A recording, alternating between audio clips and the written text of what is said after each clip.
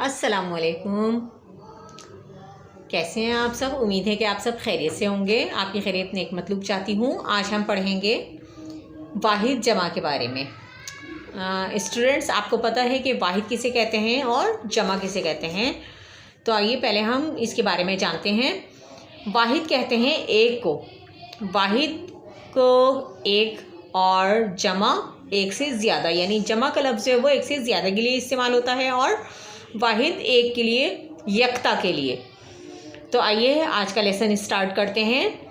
एहसान, एहसानात, एहसास, एहसासात, उस्ताद, असातिज़ा, खिदमत, खिदमात, कौम, अक़वाम, तालीम, तालीमात, वतन, औतान, फ़तह, फतूहात, बदइख़लाक़, खुश इख़लाक़,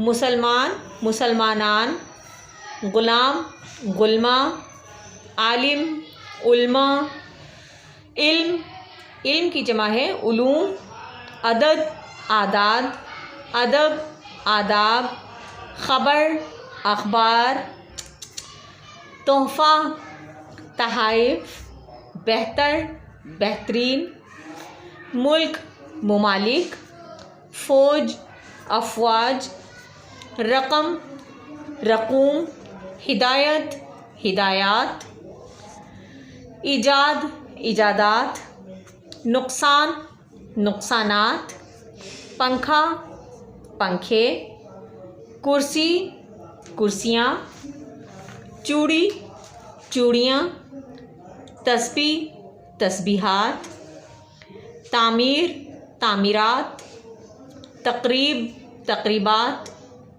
एज़ाज़, एज़ाज़ात, आदत, आदात,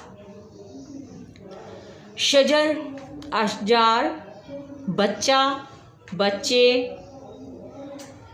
कमरा, कमरे, इमारत, इमारात, वज़न, औज़ान, झूला, झूले, बाग, बागात, मंसूबा, मंसूबे, इम्तिहान, इम्तिहानात,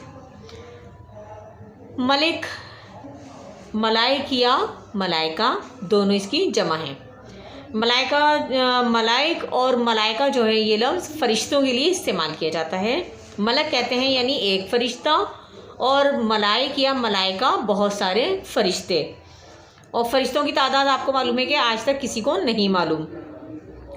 उन्वान, उन्वानात।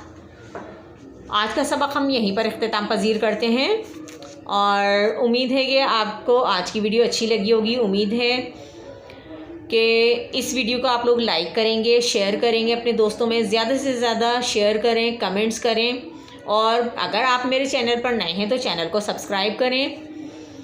चलते हैं आज की एक अच्छी बात की जानिब।